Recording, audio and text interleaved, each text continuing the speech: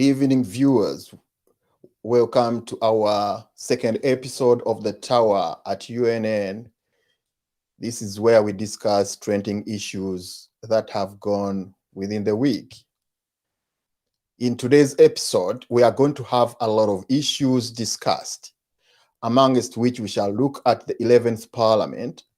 We shall look at the attempt to murder General Katumba Wamala, as well as looking at the presidential address that he made this week. With me in the studio, I have Mrs. Wamala Elizabeth that's going to be discussing issues with her concerning the week and trying to get sense out of what is happening today. I'm glad to have you on our show tonight, Elizabeth. Can you greet our viewers right now? Thank you. Go ahead. You're most welcome, our viewers. I hope you're going to have fun on this show. Thank you so much for being with us. Thank you so much. Thank you so much. In today's discussion, we are going to look at the 11th Parliament of Uganda. What has really conspired? What is the content of the Parliament and what we expected? What we have in the Parliament right now and what does it mean to the ordinary person in Uganda? First of all, I would like our viewers to understand that we are live on all our platforms, YouTube, UNN TV official. We're live on radio. We are live on radio UNN and as well as other platforms. In this juncture, we're looking at the Parliament of Uganda. It is composed of 529 members. And what we should note as well is that 70% of them are new. About 370 members of Parliament are NRM members, as well as 130 members around that who seem to be from the opposition. What is basically the function of the Parliament? One of the basic functions of the Parliament is to pass laws for the governance of Uganda. 2, to provide by giving legislative sanctions to taxation and acquisition of loans, the means of carrying out work of government. And 3, to scrutinize government policies and administration through various attempts, like a pre-legislative scrutiny of bills, scrutinizing the various objects of expenditure, and assuring transparency and accountability in the application of public funds. It also involved in monitoring the implementation of government programs and projects. And therefore, the Parliament is one of the 3 arms of government. And this works in conjunction with the executive and the judiciary. It is therefore important to note that at all costs,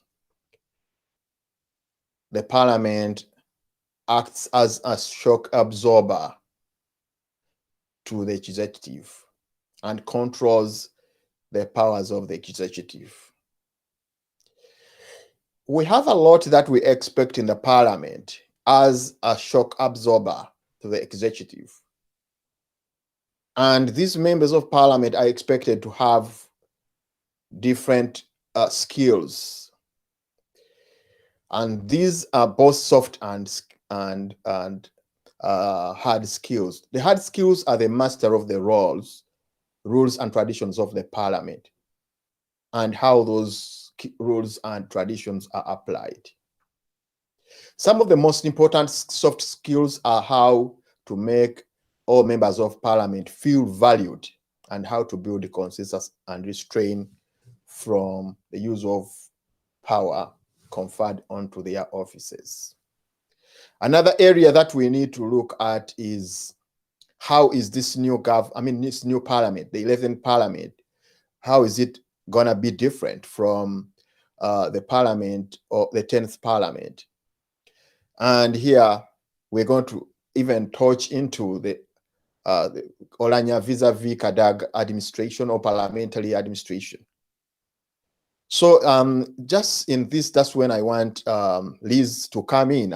Liz, I want you to come in and try to look at what does the composition and the way we look at the parliament, 11th parliament, what does it mean to an ordinary Ugandan?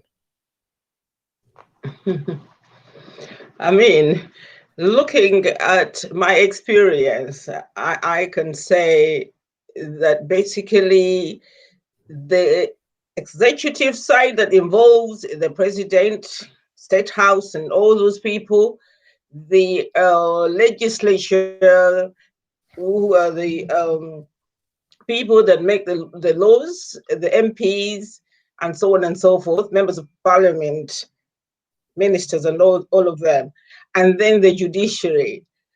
When you look at the fact that these three, can I call them organizations? They haven't functioned. They have not functioned at all. The judiciary, I mean, the president of Uganda has taken charge of all three institutions and run them to the ground, completely to the ground. And he has passed laws that have had a negative impact to the rest of us, whilst other legislatures that have been elected by the people stare on, like they just look on. They're just like furniture, fixtures within the institution itself, who just go there to probably earn a living. This is the way it's beginning to look. It's people going into earn a living and not contributing to the growth, to the decisions that are being made that are affecting us. Yes, actually, given if you look at even the number of those members of parliament, do you think it's really relevant vis-a-vis the population that we have in Uganda? It's not even about the population. It's about the quality of people that are being elected to go and represent us. I mean, we have kind of scrutinized the few members of parliament that cannot even stand up in parliament to discuss any issues, leave alone argue against the laws, the abuse of the legislations that they have put in place to enable the country to run effectively. So the numbers, I mean, if they were effective, maybe we could say so. That, well, I mean, maybe we need them. You would have a point to defend their existence, their huge numbers. But they're not doing anything.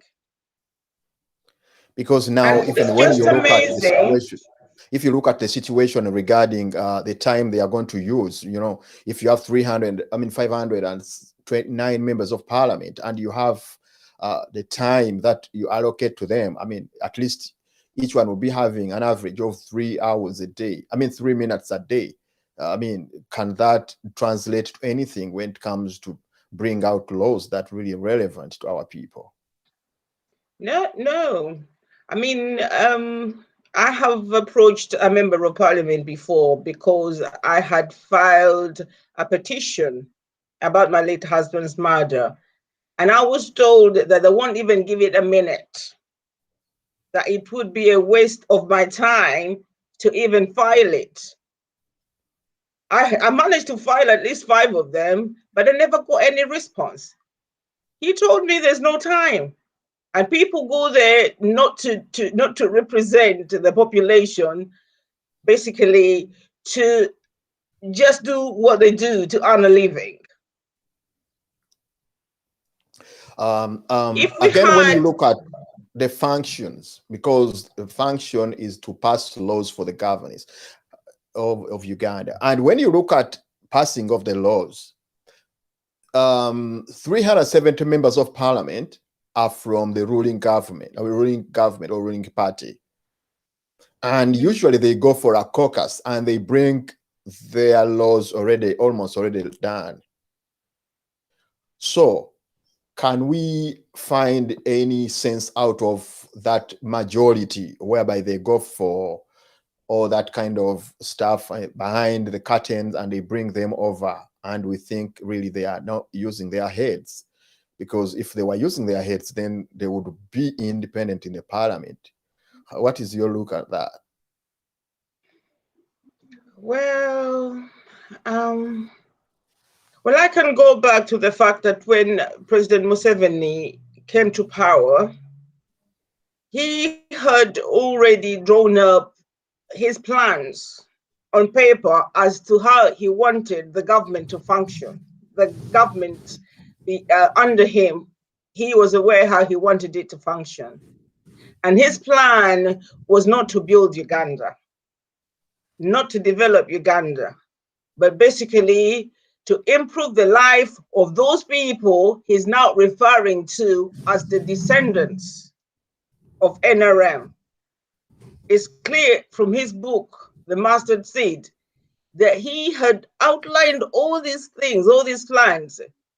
But regardless of how many people that have read that book, they had never picked it up until this week when he spoke about his plans for reducing corruption in Uganda. So I'm saying that I think the numbers don't really matter, because it doesn't look like we have an opposition party.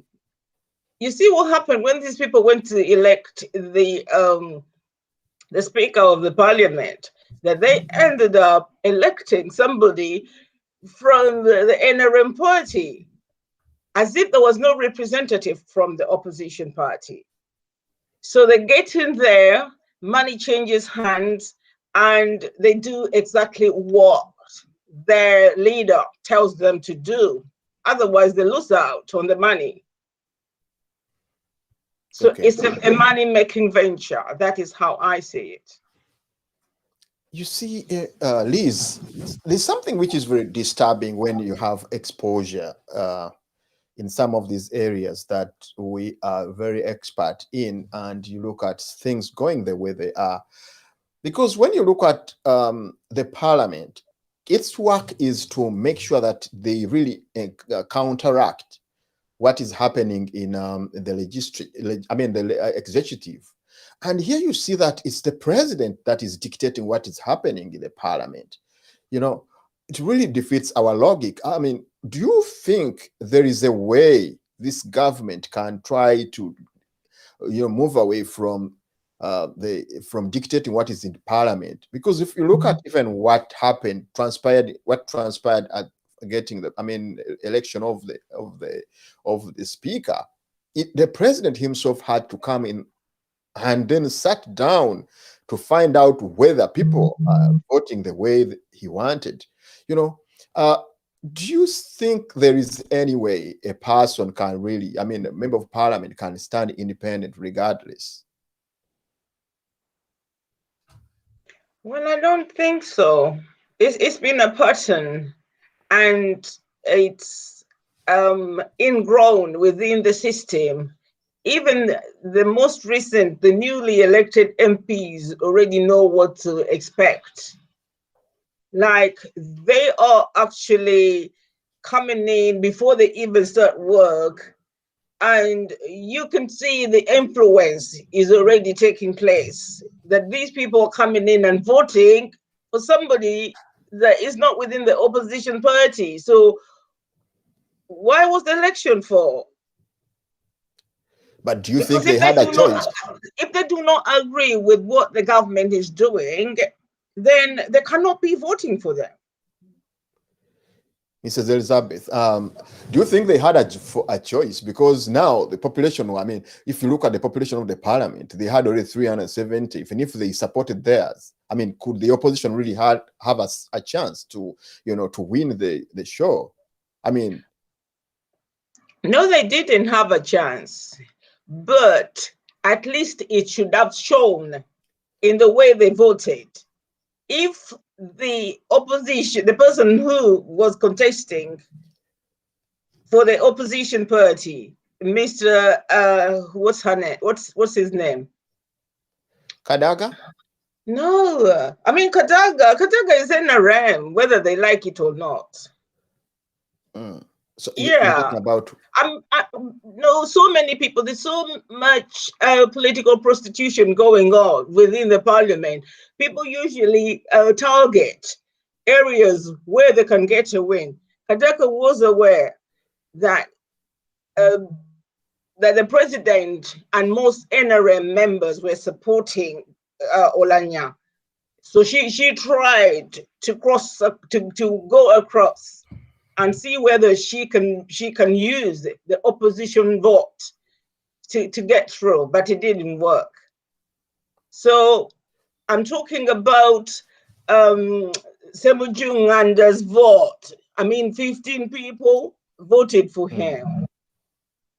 It is such a shame that they could vote for the other party, yet there was an opposition leader. I mean, another person standing up for the opposition. Yeah, but my point of concern is the reality is the numbers that the government had the majority. I mean, the ruling party had the majority, and even if they had a way they could join hands, they would only be 130. I mean, does that bring any? And if you look at the argument of the No people, they were saying that even FDC did not bother about bringing one candidate at the presidency.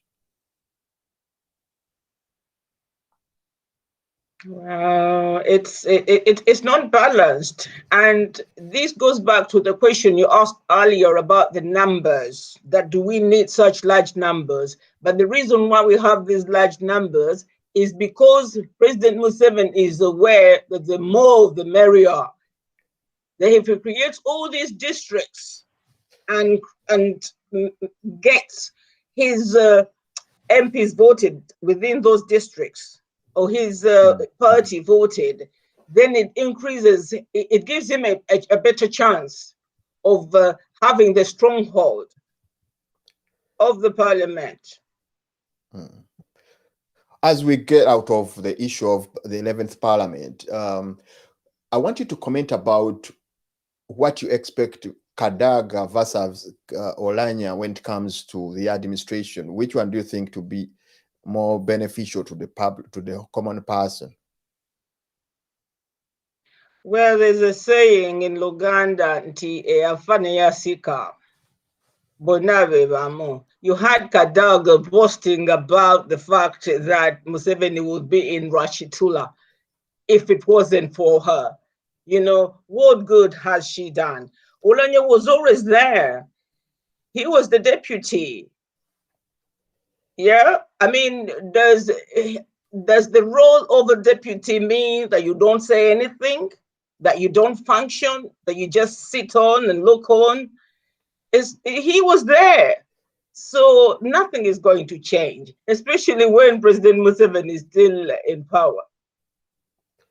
Okay, where do you see Kadaga in the next 5 years? I think she needs to go and retire.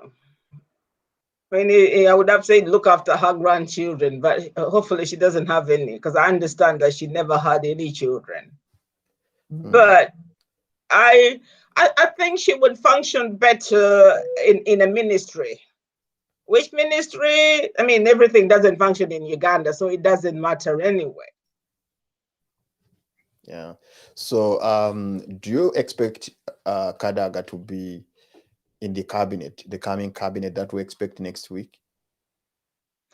I think so. I think President Museveni always rewards his cadres. Like I'm sure that even if it's not a ministry, it'll be some role where she can dig gold, because that's what they're there to do, get some money. She will be, I this mean, he morning. will probably make sure that she's rewarded for the job that she has done, even though they don't trust her that much. But I think he'll be guilty conscious. I was so amazed this morning when I read an article. I don't know, I read it from where. They were saying that they were trying to organize Kadaga, a very big office at the parliament that deserves her as a speaker, I mean, a former speaker of parliament, where she will be having a lot of all stuff that she had as a speaker. So I think as we go away from this, let's have a small break, and then we come back to discuss the issue concerning the president's speech that he had, and then we see the sense that we can get out of it. Don't forget to tune in and share our videos, as well as trying to listen to UNN radio and other platforms for updates. Thank you. Let's have a break as we come back.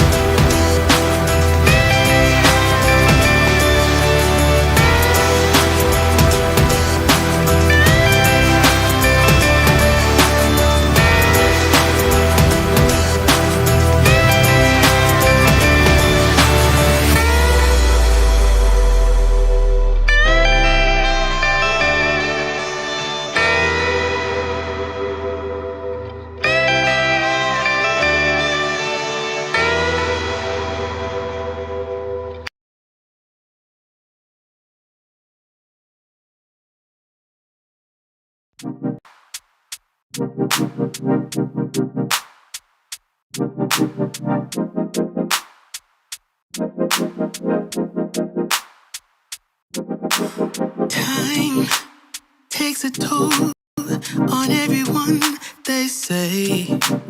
Time is merciless, it won't wait for us to change.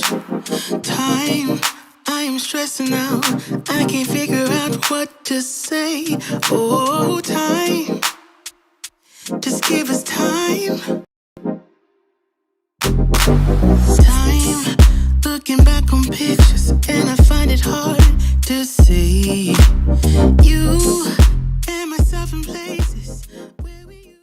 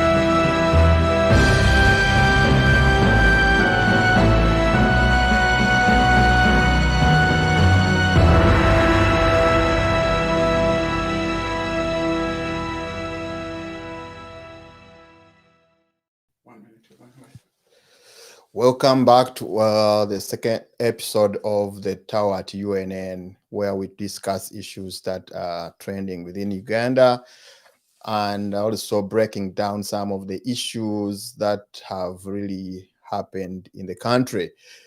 With me in the studio, I have Madame Liz, Mrs. Liz Elizabeth Wamala, trying to analyze and make sense out of issues that are happening in Uganda. Viewers, I welcome you once again, and we want you to be active within the coming 30 minutes. We want you to discuss or to bring in your ideas of what we are discussing.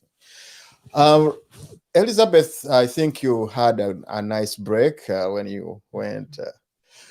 We trying to look at a new issue apart from the other one that we discussed. We are trying to look at President Museveni's national address. And if we look at some of the issues that he discussed, one of the points that I noted, not yet before to what he discussed, I realized that it seemed that there were very few guests that attended. I also realized that the members of parliament were very few. Like by the time he started talking, there were only 70 members of parliament.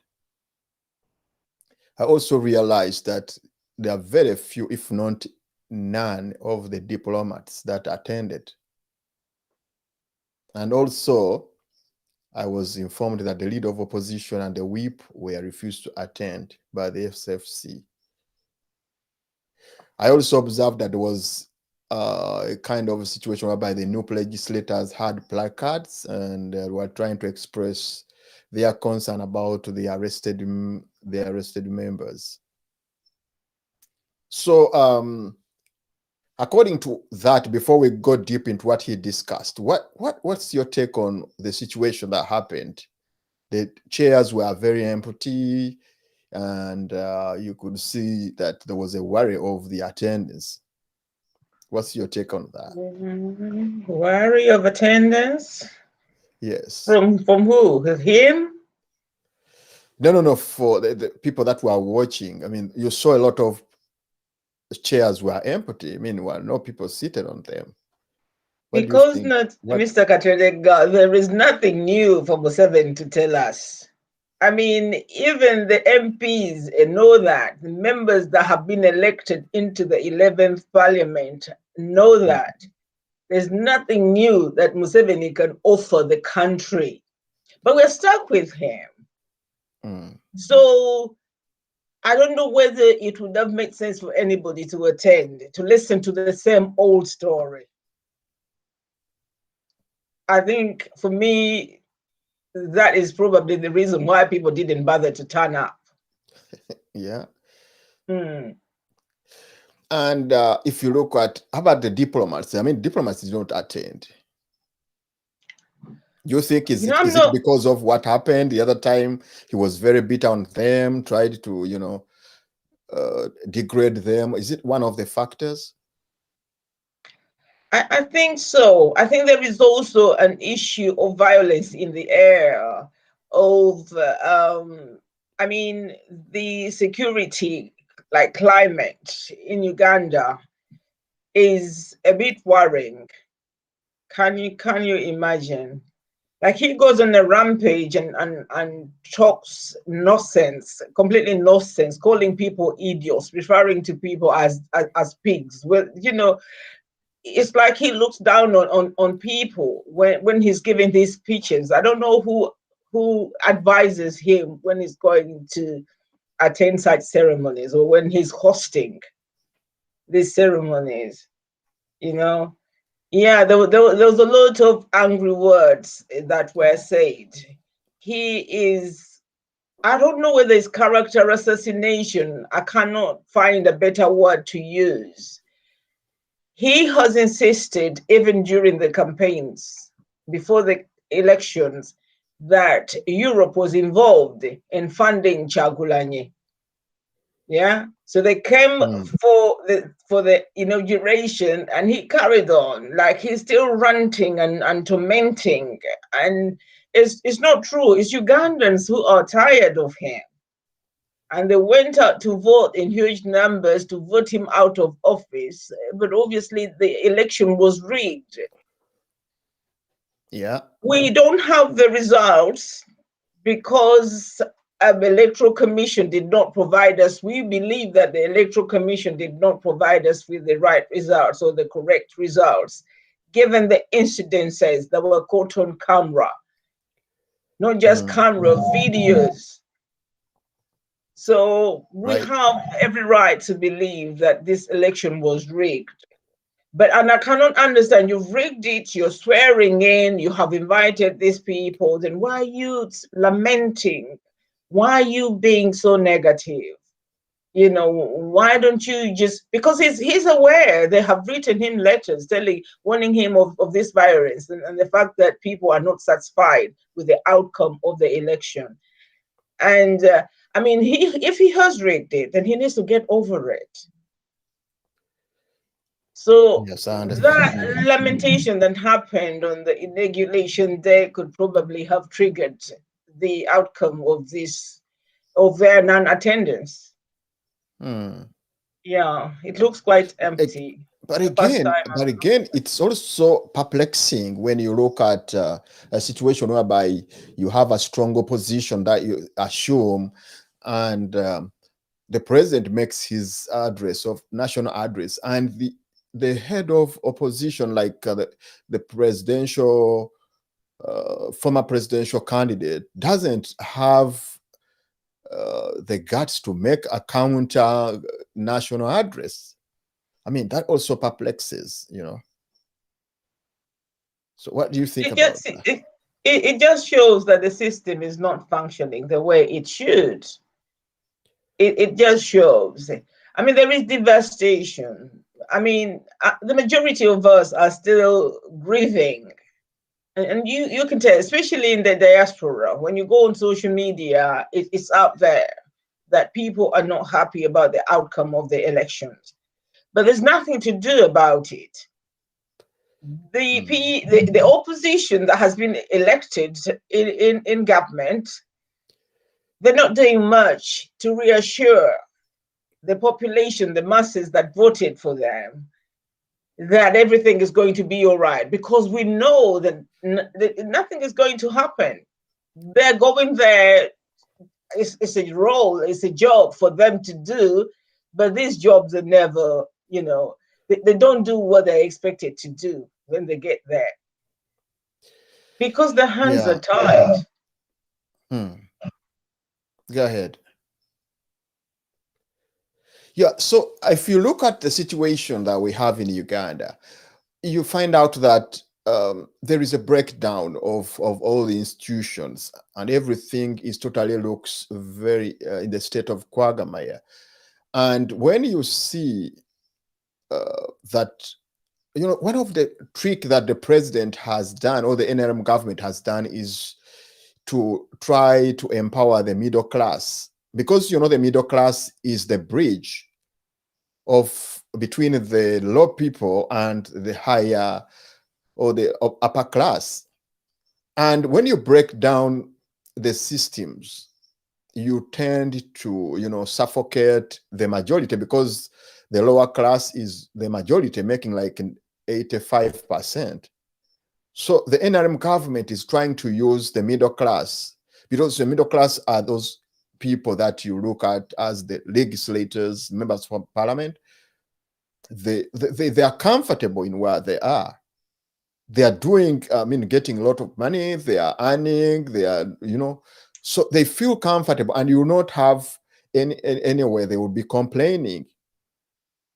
So the use of the middle class to suffocate the lower class is a very disturbing issue as well.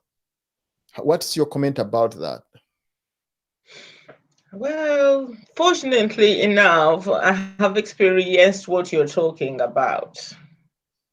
I mean, and we have all seen mothers in Uganda, when a high-profile person gets murdered, then the government, not even the government, the president himself is out there. If you can recall the murder of Magala, I understand this lady was related to the president somehow.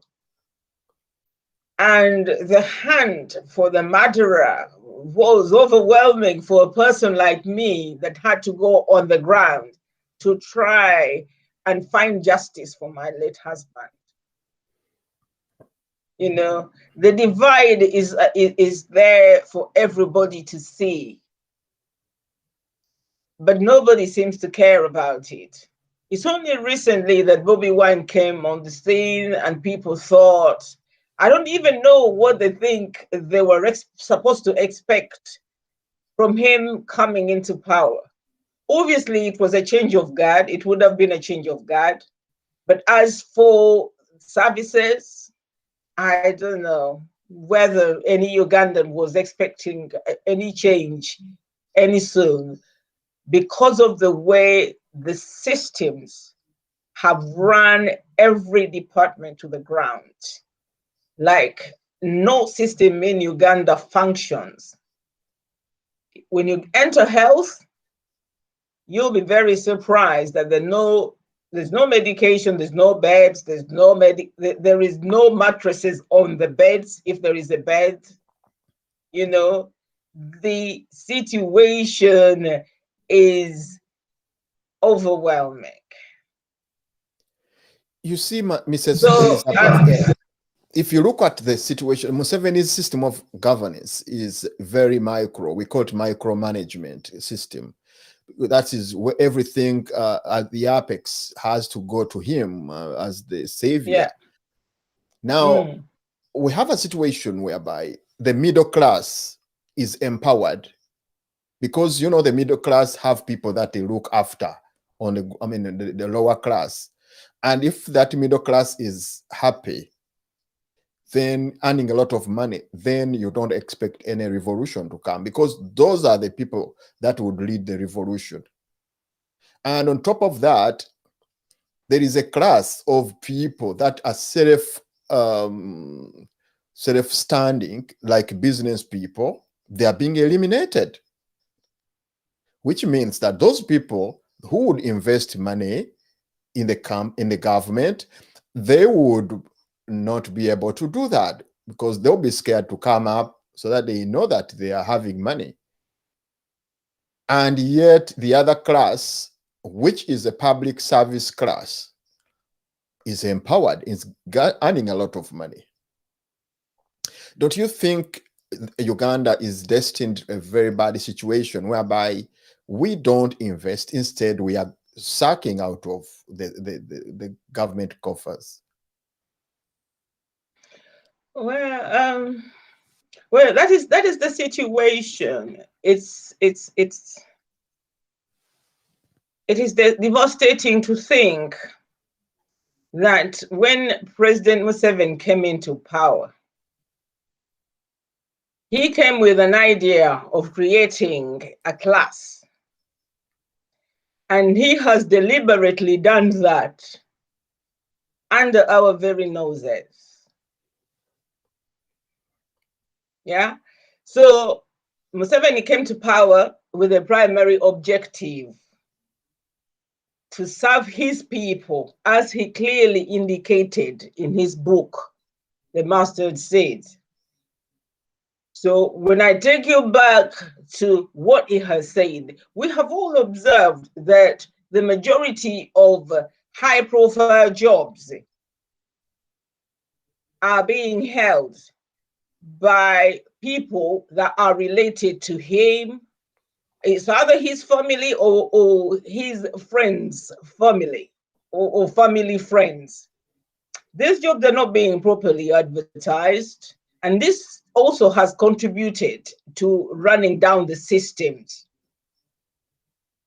because the people who are actually designated in these roles are just favored. They're not they're not employed on credentials. Like somebody has to have the credit to be in that position.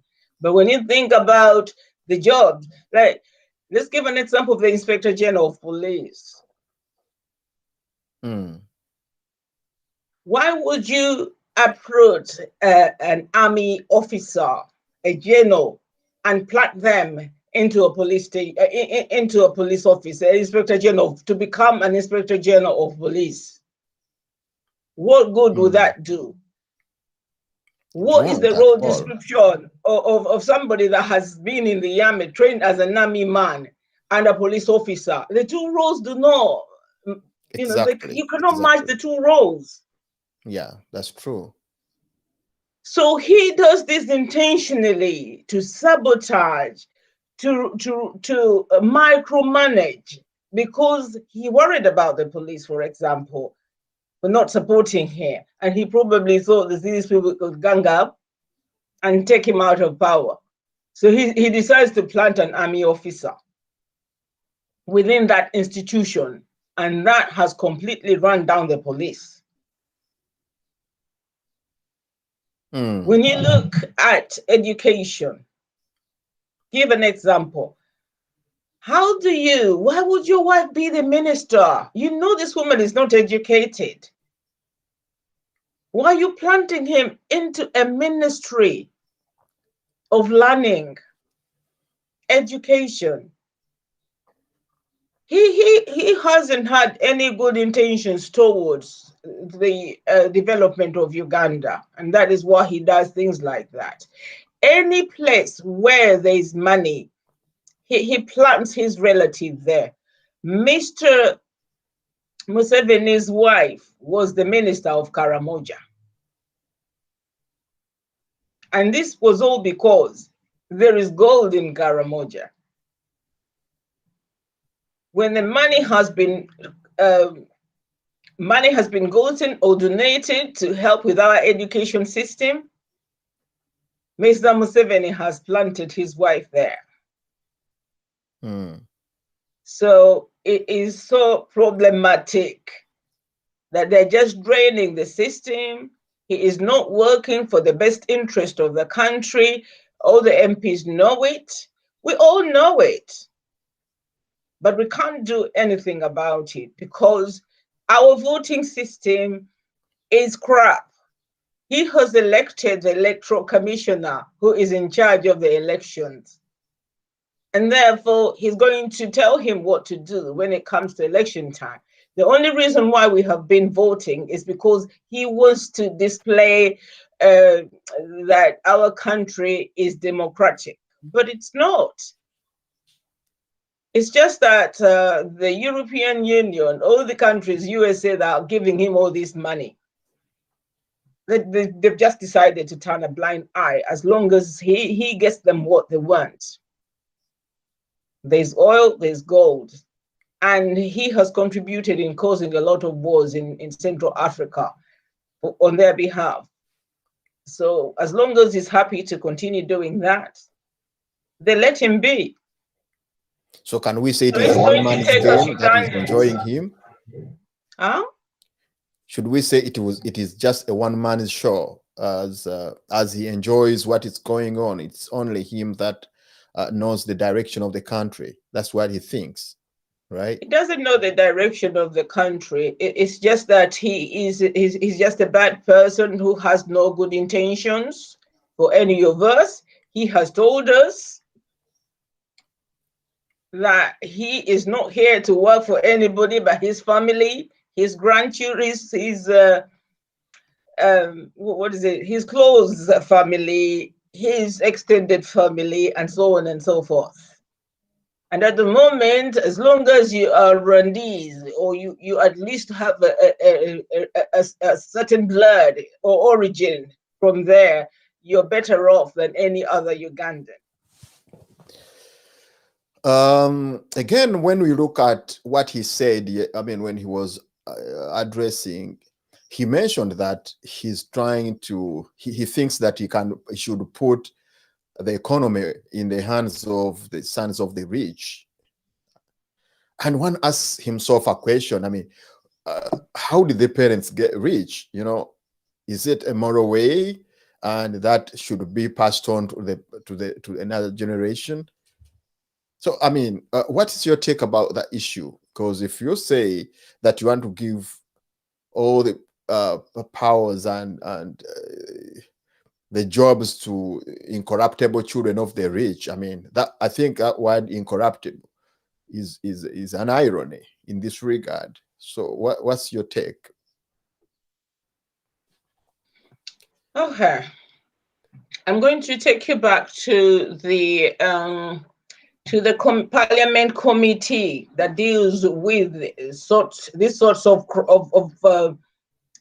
I cannot call it crimes, but if you're corrupt and the money that you are using comes from the nation's pocket, on this occasion taxpayers' money, then there is a certain committee within the parliament that is elected to look into those cases. I need to take you back to the URA, the Kajina scandal. Then there was another one that involved this lady, is it Bank of Uganda? Yes. That involved the selling off of banks. There was another one that the government granted a lot of money, like billions and billions of money, to improve the markets. And the city square in Kampala, this money was granted, or it wasn't a grant, it was a loan that was given to Basajja Balaba. All this money went wasted without any work being done. So these cases were investigated within that parliament committee that is designated with the role of looking into the way public funds are spent. I think it's the Public Accounts Committee. Huh?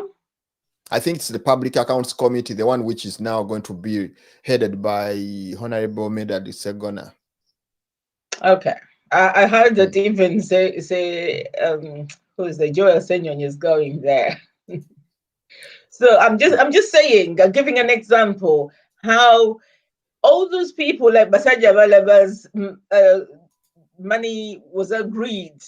It was Museveni who asked the manager or the chancellor of the exchequer to give this man this money. It was so many millions. And when this money went missing, it was the same President Museveni that made a call. What's the guy's name? I have a lot of difficulty with their names. But anyway, I told him that the money had been wasted, or he lost the money. How he lost the money when the work wasn't done is another myth. But he said that they should forgive him, that they should just leave him, that he doesn't have to pay the money back. But that money came from the government coffers. Like it's taxpayers' money these people are playing around with. Museveni himself, even though these people have been called onto these committees to explain how this money has gone missing when it's been mismanaged, Museveni has never been brought to book because he authorizes almost everything that the banks loan out. When he comes out and pretends that he doesn't know about a certain contract, like this contract of the electricity contract, he's lying, you know. And the reason why Uganda has gone down, same thing, because it's this one person that has no good intentions of developing the country that does things the way he does. He runs the country as if he's running his family.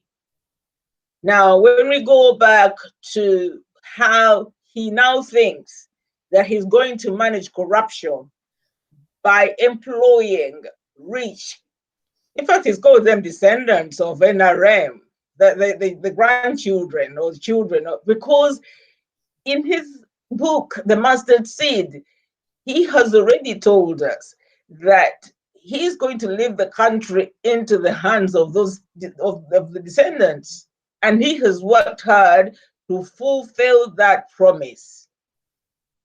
The reason why he's still hanging around at his age, the fact that he had to change the age limit to remain in power, was because the same people that he had drawn up these plans are now totally against it.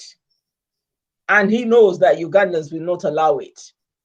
But this government, the minerals, the natural minerals, the taxpayers' money, he uses it as if it's his own money. So for me, he is saying that these people are going to be employed in those positions to reduce corruption because he knows that these are high-profile jobs.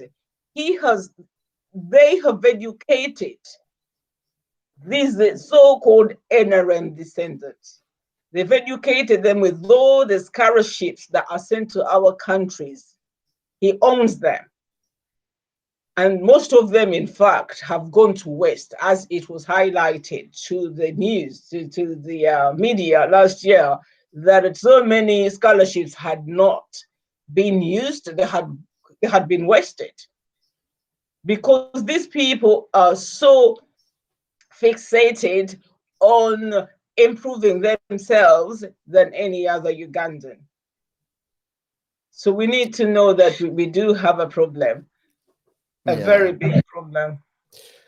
I think we shall have to discuss more about that in the coming episode. And as we try to, run out of time, let's try to look at another topic, that is the attempt on General Katumba Wamala.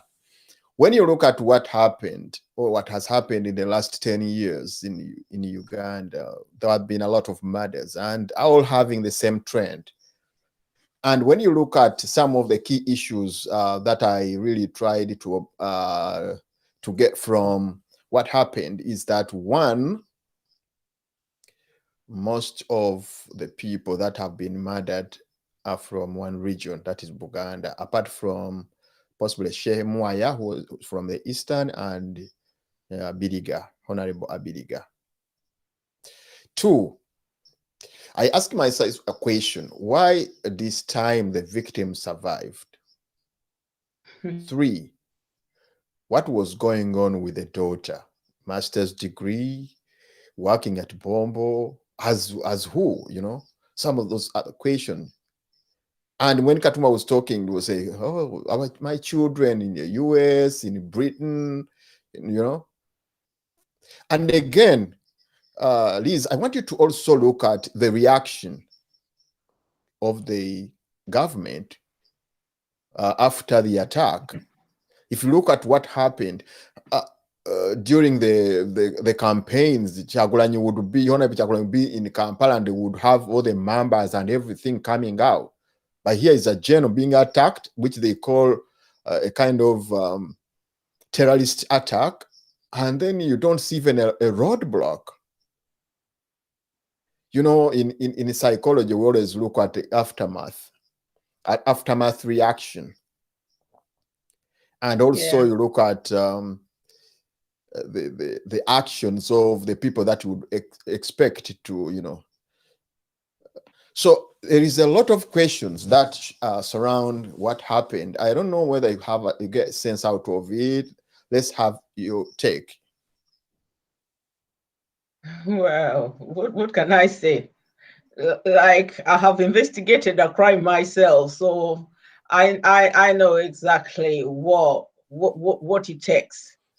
First of all, it's quick to know or to notice that this was a government job. And if it wasn't, then the aftermath, like you said, from a psychological perspective, the way the crime scene would have been dealt with would have been quite different. I don't even know whether they ever got there. How long? I haven't followed up because there's so many murders that have taken place. Whether they're high-profile murders or not, the police itself acts exactly the same way. I'm going to give a good example of Wamala's case. That 4 days after the murder, I picked up myself and I went to a police station to try and find out exactly where the investigation was at. I got there and there was it was an empty file. The guy said, oh, we had arrested somebody. This is the investigating officer. We had arrested somebody, but unfortunately, they were not related to this case at all. They were drunkards who were in a bar and were kind of reminiscing about what had happened to my husband. And then somebody kind of picked up on this story and called the police. So this is how these two had ended up in the station. So he didn't even keep the statements they had taken. I think it was a matter of just asking them a few questions and they send them back in. So I asked questions and I said, have you taken a statement from the driver? There was also this ex-girlfriend. Has she made a statement? And before I knew it, it was me being interrogated like 3 times a day at one point.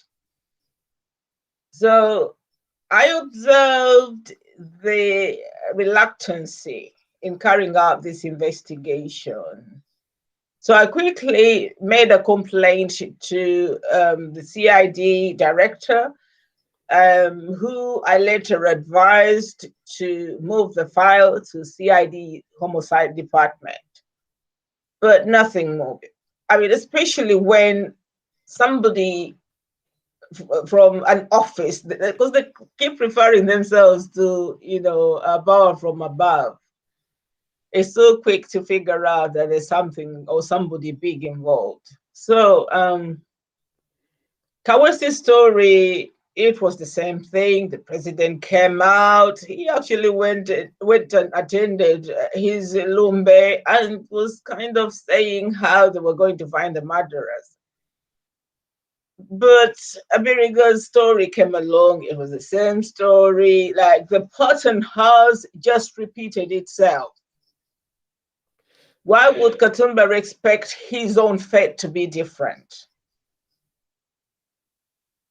Obviously, whoever gets arrested for this murder will not be the right person because they have already told us that the 4 people that were involved in this shooting that had been designated to carry out this mission have been thrown into acid tubs and they're no more.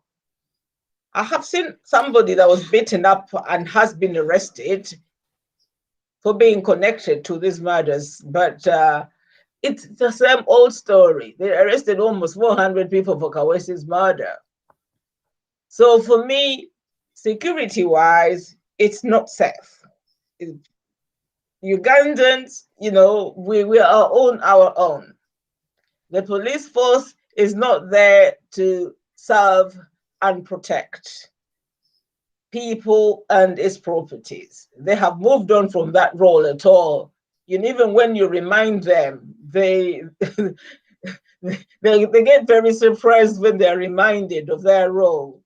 The other issue is about all the other murders, like schools have been burned down. We have never seen a single report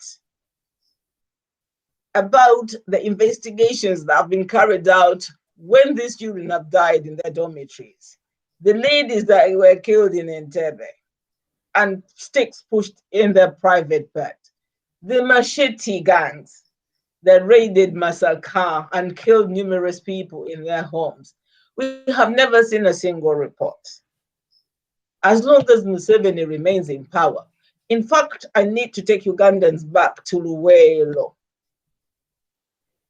I was speaking to somebody recently And this person told me that when Museveni was in Luwelo, he used to live in a certain home.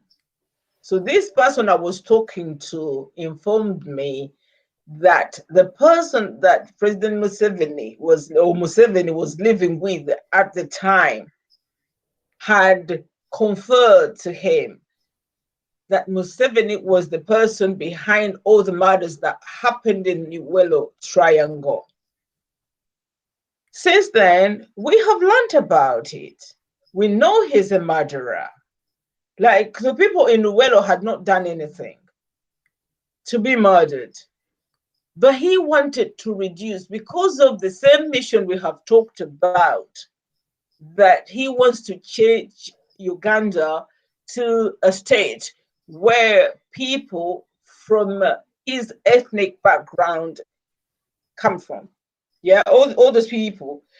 He wants to make Uganda their home. That is why he's doing this. Every time he thinks you're a threat. Wamela died in a state mission as well, where rich Ugandan men were not supposed to leave because of the fear of what would happen if at all there were ever going to be an uprising. That is why Wamala was murdered. So security, insecurity, we are on our own. When you think about the fact that a general in the army is gunned down in broad daylight on the streets of Kampala, then the ordinary Ugandan needs to fear, needs to worry like 100%. Mrs. Elizabeth, there is a concern as we go on that the exact place where General Katumba was gunned seemed to be just few meters, or I would say few kilometers away from the police station. Actually, from different direction. There's one that side and one at the other side. But again, it took more than 1 hour for the police to respond. What does that mean to the people? What does that mean? Can you explain that to the people? Mr. Kaselega, you need to understand that the security agencies knew about this mission. The police knew about this plan for this man to be murdered. So they're not supposed to respond. They know. And when you talk about the area where it happened, that is the same area where Kawesi was murdered, the security agencies that are involved in such missions are aware of the safest place where to carry out a murder. These people are hooligans, they're thugs. They're not there to look after the ordinary Ugandan, but they're there to plan such missions. Look at what the chaos they are causing with these NUP,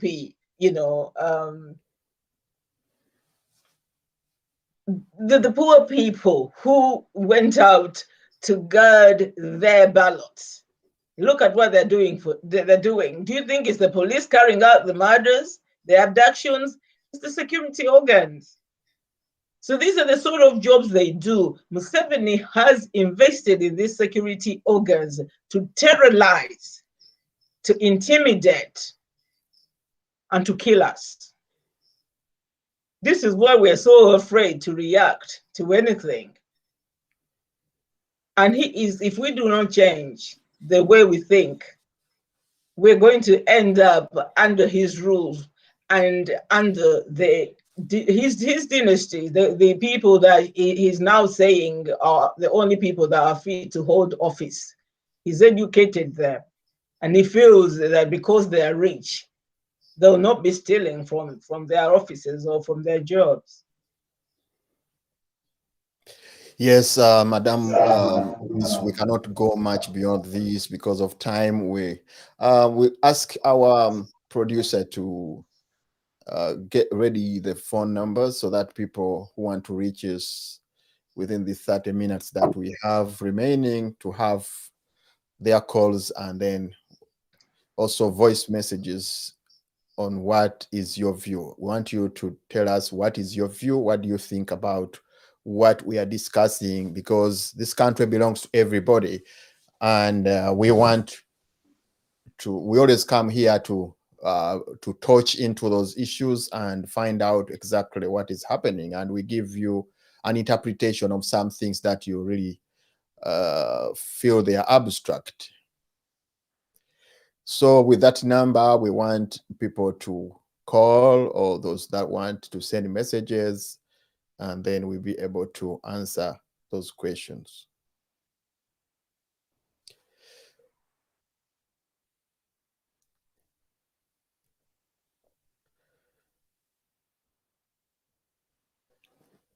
Yes, as we wait for some calls, there is a very good, there was a very continuous discussion about what happened. I mean, what you discussed yesterday on your program, and people wanted to add on a little about the issue of the president being against pseudo politics. That is very, very important.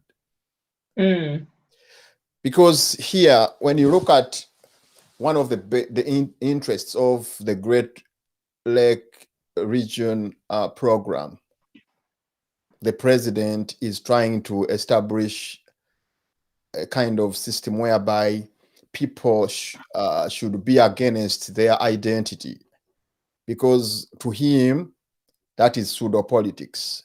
That is the business of not belonging to smaller groups like a tribe and religion. And to him, he sees it in a better way that we, as a country, or Uganda, as East Africa, we need to undergo in that kind of universal integration. Do you think in a country like Uganda, where we have very many tribes and I mean people affiliated to religion, is it possible to run away from pseudo politics? I think it should have been easy for us to get away from it, because we tend to talk about integration, and the meaning of the word integration is like merging and it's like coming to England and behaving the way English people behave. Yeah, you may have your culture norms, but you drop that because it allows it. They are aware of people's ethnicities. They're aware of issues such as diversity, and they try as much as possible, to the strong rules, I can say, or laws about discriminations in the workplace or anywhere else in the country. And that somehow helps. Now, when we go back to Uganda, you look at the way the president himself acts around other, I mean, is it cultures or ethnicity? Because Museveni himself surrounds himself with people who are called Banyankole. Now we know that not even Banyankoles, they are his tribe, the Hutus or the Tutsis. And these people are from Rwanda originally. They're the only people the majority of people that he has given ministerial positions are from the same background as him. The people that he's employed in high profile jobs are from his ethnic background. They have the same ethnic background as him. And the governor of Bank of Uganda, Ministry of Health, We have everything. We have a caller. Let's first have the caller, Liz, and then we see what is happening.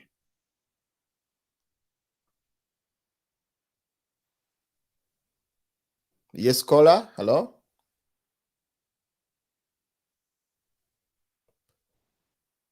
Yes, caller. I think we have lost that one. Let's go ahead. Yeah. So I'm thinking, how is he supposed to eliminate if he doesn't do what he preaches? I mean, if he were to act any different and encourage people, he hates Baganda. Look at the way he was going on about the fact that Buganda region had voted for Bobby Wine. Look at the way he was going on about that. And I'm thinking that the reason why there's so many arrests around the capital recently is because of the fact that the majority of people around that area it's claimed that they voted for Bobby Wine. Otherwise, the elections are gone. People not demonstrating. There's no chaos. Why have these kidnaps, abductions carried on? It just doesn't make sense at all. But it's because he is frightened. He is now doing what he did in Luwero, silent genocide. This one is not even silent because these people are being abducted in broad daylight. So he just has to act and be a good example of what he is preaching. Otherwise, what he expects to happen, if it's not happening back home, how do you expect to unite the whole of Africa? Because Like what is very perplexing, Liz, is that when Uganda was being made in 19, okay, we have a caller. Yes, caller.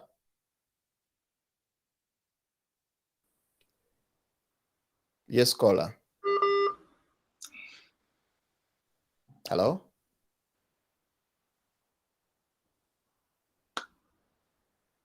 His network is poor.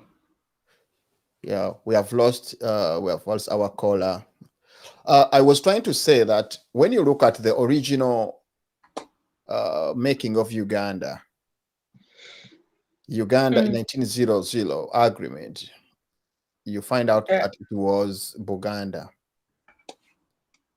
It was Buganda that came in first, and then other kingdoms had to join. I think if you look at the 1962 constitution, it was very elaborate until 1966 when it was abrogated. People were working under their own kingdoms. And when you come today, and you remember before that, you remember the king of Buganda, one of the factors that led to his yes, caller. Hello? Yes, go ahead.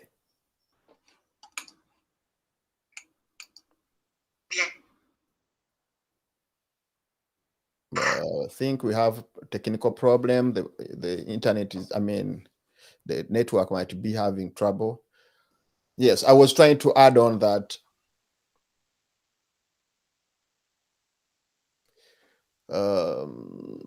I was trying to say that there is need to understand our history as Uganda, because we came together as Uganda through our kingdoms.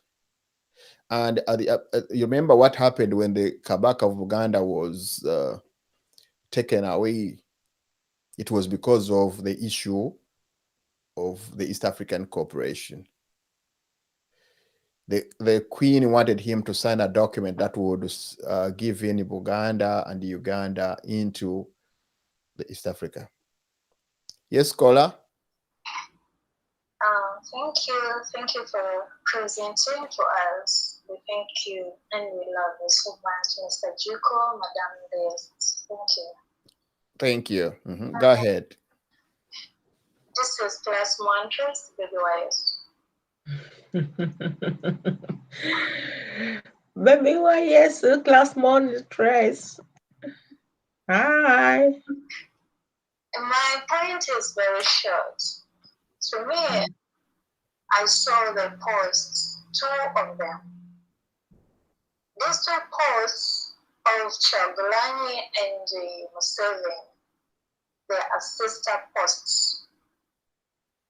They are in Right. the same line, targeting the same group of people, we the poor ones. Now here I ask myself, I ask those who are in the country Uganda, who decided to stand in at the side of the opposition.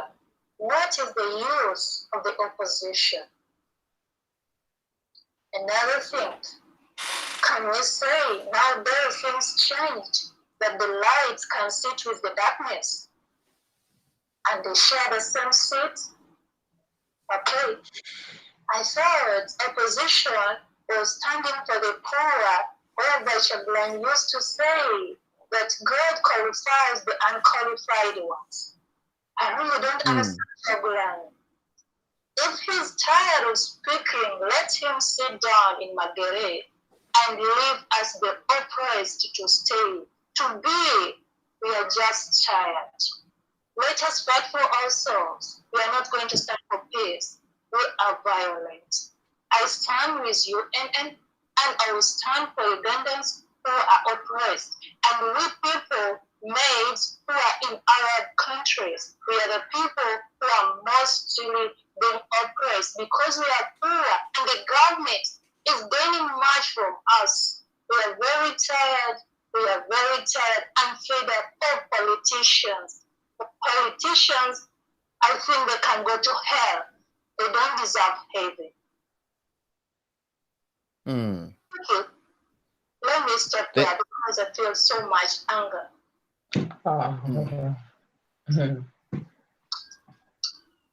Thank you, Baby Waisu. Thank you. I think, Liz, you have heard what Baby Waisu was talking about. Yeah. Yeah, I mean, it's like what I was trying to say earlier, because Mr. Katerega, even though Semujung Nganda was not from NUP, this is what Prince Jimbogo was talking about as well, that he is one of them. He's supposed to be, because they have talked about uniting all parties to try and fight against this NRM government. Now, if you go for elections like that and you do not vote for someone that is in opposition, so you can make numbers or you can get a representative in government, how can you tell me that you're fighting for me, that you're there to represent me? If I voted for you, I don't know whether I've managed to put that across, but what Class Monitress was talking about, I think it's similar to what we were saying earlier, or what I was trying to explain earlier. That it's quite definite before they even start work that they're in there for themselves, not for us. Okay, let's hear some voices as we go ahead. We're trying to wind up.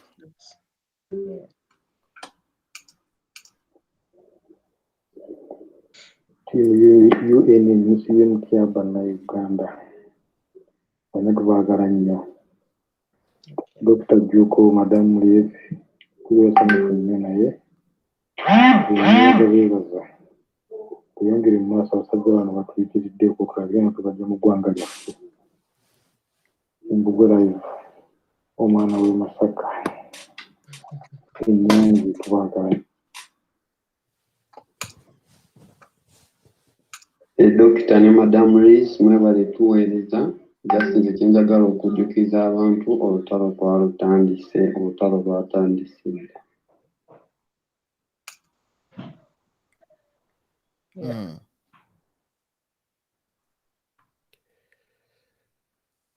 we have some more voice? We go ahead with them.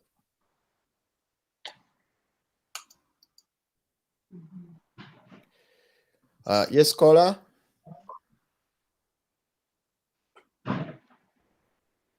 Hello, caller.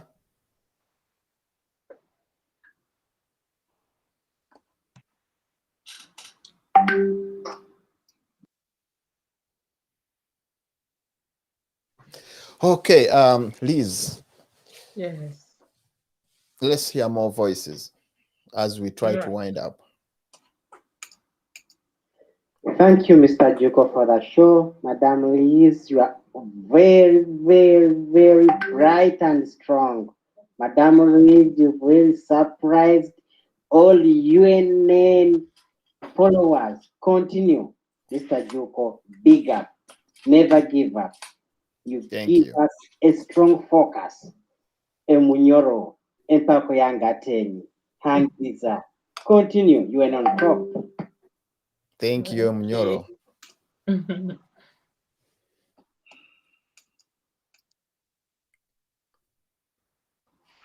Yes, go ahead with a voice.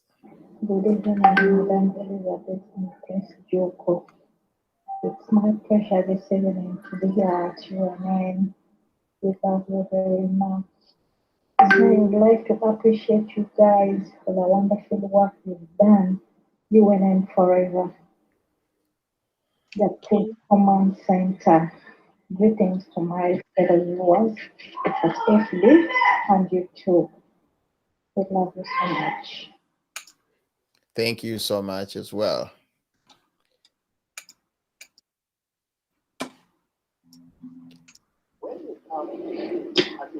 Thank you very Voices? much, Dr. Juko and Madame Elizabeth. My name is Julia, and I thank you so much for the show. It has been an amazing, amazing show. I also want to talk about that pseudo ideology, which I think does not apply to the Ugandan setting. And for sure, I get to see Mr. Museveni on so many occasions where he's pointing out about religions, about tribes. And I know I've watched a video where he says, as the Baganda, I'll crush them. But I know I heard during his State of the Nation address saying, we the Banyankole, we the Banyankole. So how can he talk about integration when other tribes, when they talk about their tribes, it's a problem. When people talk about their religions, it's a problem. The Muslims are being killed and singled out all the time because they've labeled them as terrorists. So, what kind of integration is he talking about? This does not apply to the Ugandan setting. Thank you so much. Thank you for the elaboration.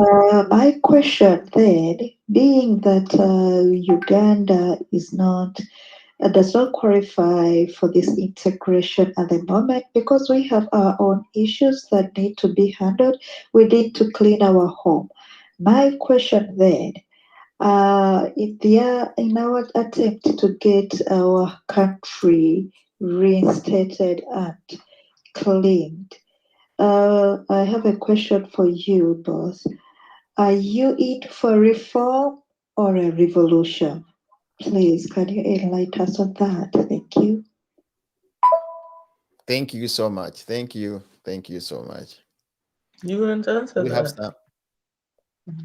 Do you want to answer that? Well, I think a revolution is better than being an activist. Or both, because at the end of the day, we're in for the reforms. It's not about a change of guard. We need to turn the entire country upside down. So I am for the revolution. I don't know what you stand for.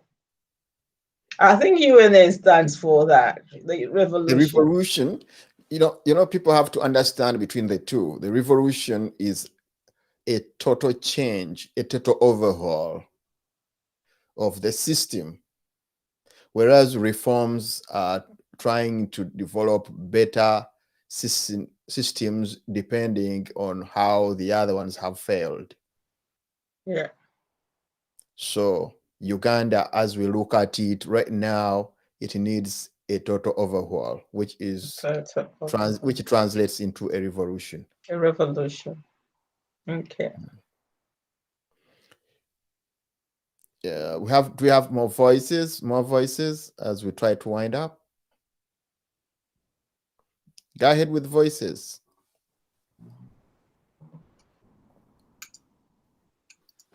Mr. Katoligan, Manalmas, thanks for the show. I'm kindly requesting you to enlighten, to teach more and hit other about the federal system, because that's why we are still suffering. Look at this Oman, the Qatar, the Saudi Arabia, the Middle East countries, how they are enjoying their federal system, and we are better than those countries, but they are taking all our people to work for them because they are under federal system and they are enjoying a lot of their country wealth and minerals. So I'm requesting you hit and teach more about federal system. Look how the way you are enjoying UK. I was still telling you how you enjoy Europe. Look at the Netherlands, the way they're enjoying, the Spain, the England, the Denmark, the Swedish, the Irish, the Welsh. I mean, you should just spend for last or do an imaginative thing about how federal is good. So it will be easy for us to also persuade other people to join and we chase away these politicians with their systems. Because what I think and what I know, we are just messing up because we are under a political system which we don't know. Yes, thank you so much. As I told you the other time when I were trying to look at the issues of governance, yes, caller. Yes, speak up. Yes, yeah, I'm grateful for having gone through. Thank you. From Uganda. Mm-hmm. Yes, I would like to comment on the first topic you talked about, the parliament. Go ahead. I attended your show last Sunday, the first show you made, which was basically, since you're looking at the new policies in the new Uganda to come, I was thinking also on the parliament issue, you look more at how the first parliamentary council is constituted in Uganda. Right. Because you realize that in Uganda, we have the first parliamentary council, which is a team of lawyers who are on government payroll to at least see that the laws are drafted well. However, I find that people are chosen under nepotism and a lot of misconceptions. So the fact that our laws die right away even during when they are still in the first parliamentary council, by the time they come to the floor of parliament, we already have an opposition which is also working for the government in this case. The NRM cadre. So in the new Uganda, we would think there should be an address on how the first parliamentary council is structured. How does it come into play? How is it being scrutinized so that the laws coming through are well? Thank you. Thank you so much. Thank you so much. As we told you last Sunday, we have a program that will be running every Wednesday, to be starting soon, that will be teaching people about governance and constitutionalism. That is where we shall look at all issues to do with governance, the parliament, the legislation, executive, and judiciary. And someone who talked about the federal government, that's where we shall dig deep into the federal government. But the Ugandan Constitution of 1962 was very categorical when it came to the governance by the system of federal administration and how states operate and all that. So we shall go deep and analyze and show you how a federal system works and how the state system works and how we can intermarry the two.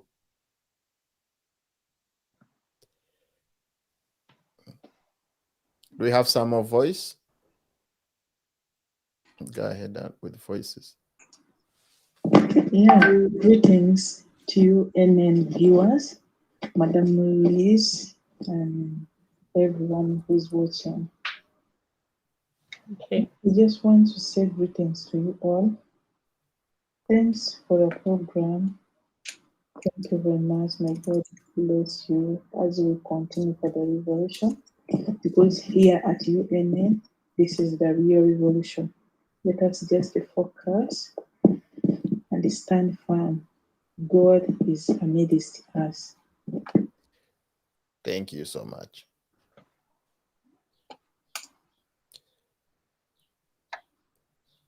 We are trying, Liz, we're about to wind up our program because we're running, out of time very soon. If we have more audios or audio messages, can be run. If we can have one caller, that would be better. Good evening, Dr. Juko. Good evening, Madam Elizabeth. Thanks for the show that you've given us today. But I think the problem to our country is that we are being led by half-baked people. Museveni himself is a half-baked person. When you come to his people, all of them now look at the Ministry of Education, that the so-called Janet. She's a P2 dropout, half-baked person. Me, as I speak, I even hate my profession. I'm a teacher, but I hate it. Right now, we are doing the job that we're not trained. We are all doing the so-called Shagala job. You find doctors doing Shagala. You find teachers, But for me, I say that people, let's keep focused and let's remain strong. Anytime we are going to win, inshallah. Assalamu alaikum wa rahmatullahi wa barakatuh. Wa alaikum assalam wa rahmatullah. Thank you so much. Yes, Liz, as we try to wind up, she has brought a very pertinent issue. Yes, go ahead. Babilizinga mpulira nkwagala nnyo nkola ntya munnange sibwevangano mpulira mukumerera bw'ova wano kungamubwanze wanayo Mabilis, Mr. Jugo. Thank you very much. Wow, busimi mbagaliza olunaku olusufu mubeere olungi bambe. Bye mugezeeko okwerabirira. Thank you so much. Thank you. So, Dr. Joko and Madam Liz, it's nice to see you. Thank you for the presentation that you guys have made. I have a proposal. We seem to have a new constitution, which we must confess we don't know much about. But I was just thinking, can we look at the old constitution versus the new constitution? Can we know what changed? Are you guys able to analyze this? So that we know where we're coming from and where we're going at. Do we need to have another constitution, in your opinions? Thank you. Liz, you want to say something about the question? Well, the constitution, we'll have a look. I haven't had a look at the new one. For me, like I said, with the new the swearing in and then the State of the Nation address, I predicted that the reason why most people didn't turn up was because they were not expecting anything new from the same Mr. Museveni, because nothing has happened in the last 35 years. So I don't believe there's any changes apart from the 7-year term. Have you heard about it? And I thought that those people that were swearing in last week were swearing in to a 7-year term.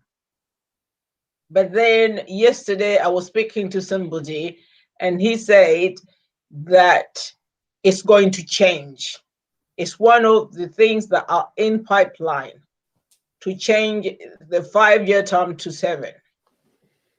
So we do not know, but we can look at it. We can have a look at it and compare it and see whether there is any evident changes. He sometimes makes so many promises, but never fulfills. It's just been a pattern. I think the caller was trying to ask whether she was comparing the constitution before Museveni and the one of Museveni in 1995, I think. No, I think he was saying this year, because usually if there is an election, things change. Like I have heard for sure that we're moving on to a 7-year term. We have a caller. I think this will be the last caller. Yes, caller.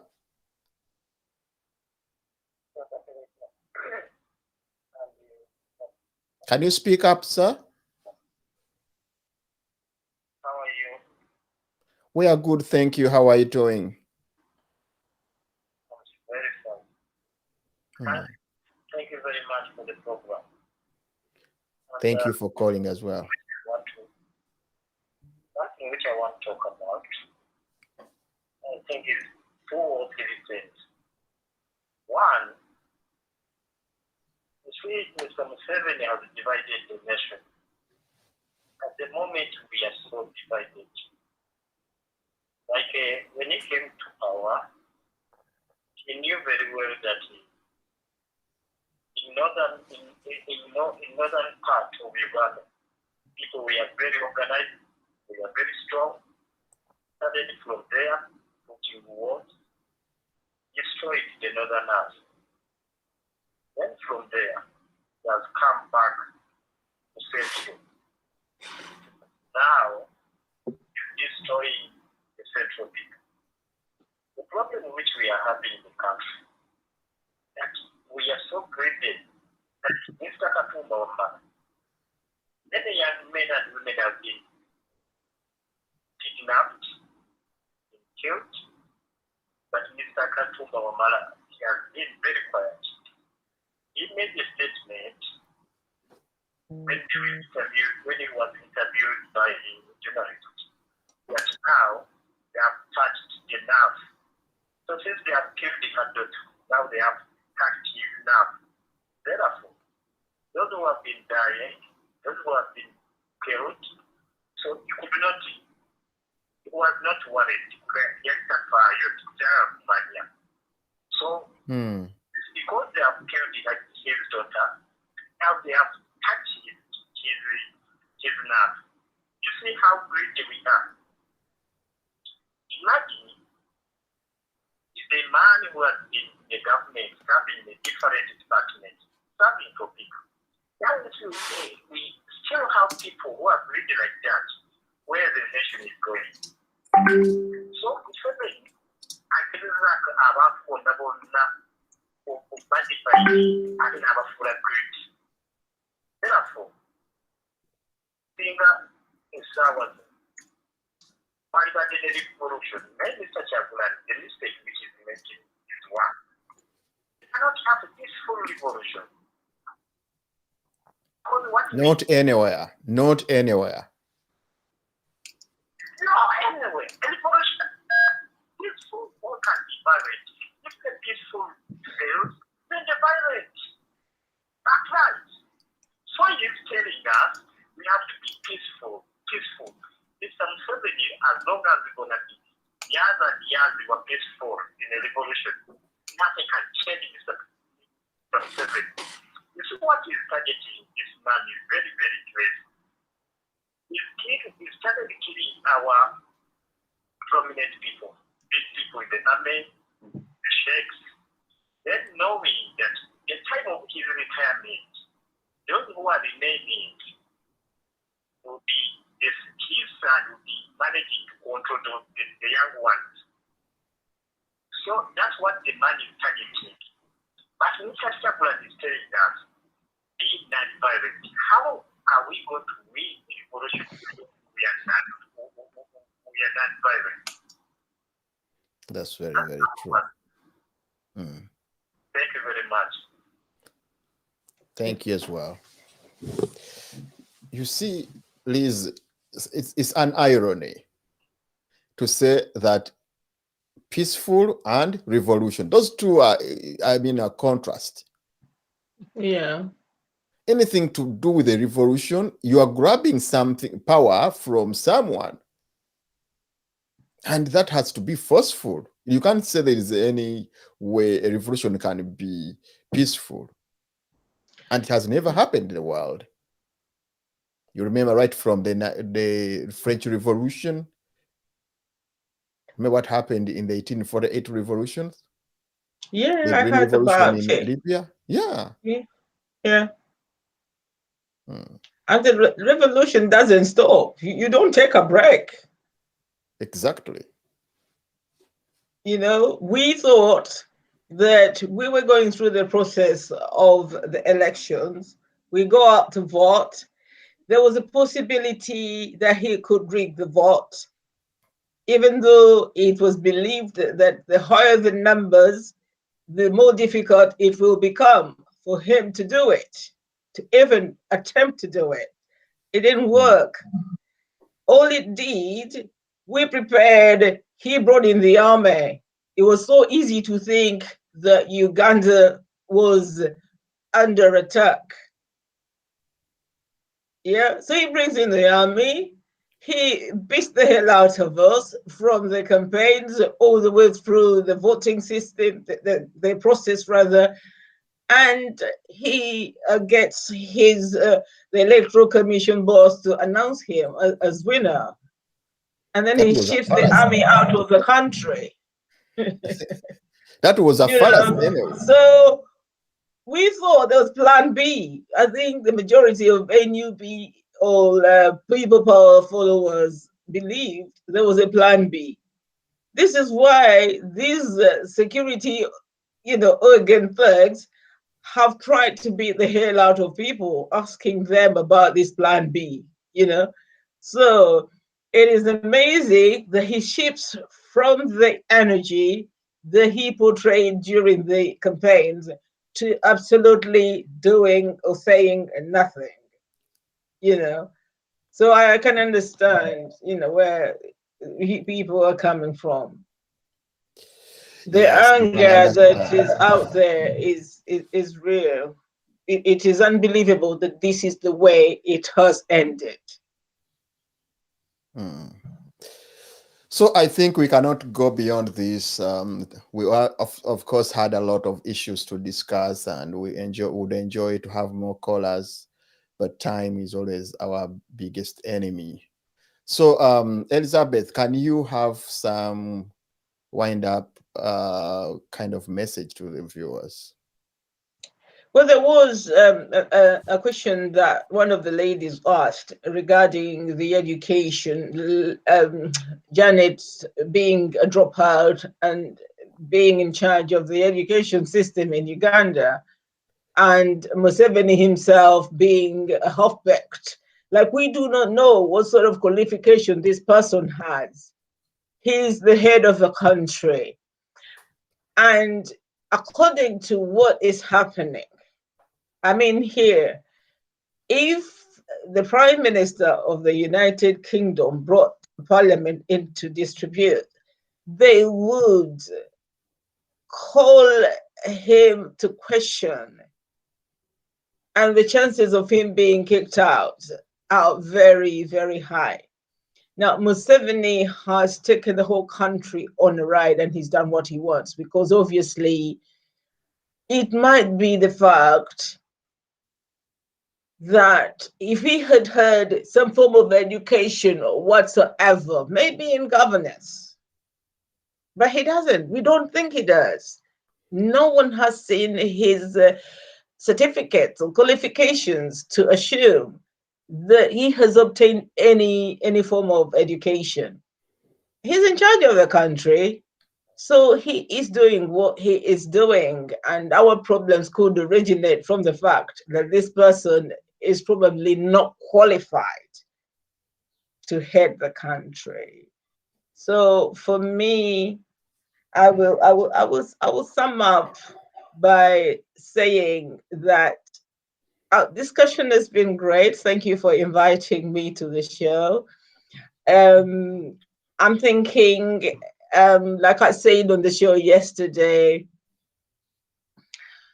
UNN had its expectations about the way this thing was going.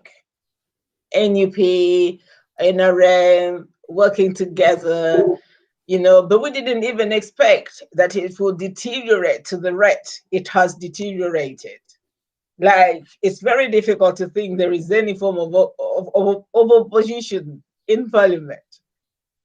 NUP, like, are voting for NRM to be in certain positions. It is just unbelievable. But that's Uganda for you. And that is where we are at. What I want to promise Ugandans, Mr. Katelega, we're in a revolution. At least this platform is. I promise them that if ever there was ever any change of government, we will try as much as possible to make sure that the people that are qualified in certain areas of practice are selected using their credentials to occupy those offices. The reason why we're suffering at the moment, the reason why the country's been run down, is because Museveni has decided to use his family. Now, he has told us in a State of the Nation address that he's going to use his relatives to stop corruption. There's a walk he did last year. It didn't work. I mean, he was walking around with all his corrupted officials. They went with him on that walk. Now he's telling us he's going to select these people he has educated who are well off to run these offices. And now you see where it's heading. Yeah, because even when you're qualified, you must have the qualifications to be able to practice in a certain area. You do not become a doctor to go out and work in a bank. Obviously, a degree gives you a certain level of knowledge, but not the expertise or the experience. So this is where we are at with Museveni. I think I will say my goodbye. It was nice being hosted, Mr. Katereg. Thank you, Elizabeth. Our viewers, we cannot go beyond this time, as you know, time has always a factor in everything. And we thank you very much, viewers, and don't forget to share our videos and also listening to UNN radio, and also trying to tell other people that this is the only platform where things go right and where the revolution is beginning. Uganda is for everybody, and every one of us is responsible for making it the best. Our children and our children's children will have to find it in a better shape than we found it. There is no way we can contribute to our country either by speaking about the evil or trying to put our hands in their pockets to sponsor all the programs that we run over in this television. It's our humble request as members, as viewers and supporters, to always come out and help in this noble cause. Don't forget that there is another program coming very soon, which is always on Sunday in the evening with Mr. Gombia, Henry Gombia, the great writer, as he continues with his show with Prince Paul. We can also not forget to thank our producer, Prince Paul, who has done everything possible to make our program a reality. And also thank all those working behind to make sure that everything goes right in UNN, all the team, all the members in the UNN, and those that usually do the needful to see us in the studios. Big up, guys. Until Sunday, as we meet again to discuss more and give an insight into what has prevailed in the coming week. God bless you, and God bless Uganda. Thank you so much. Bye.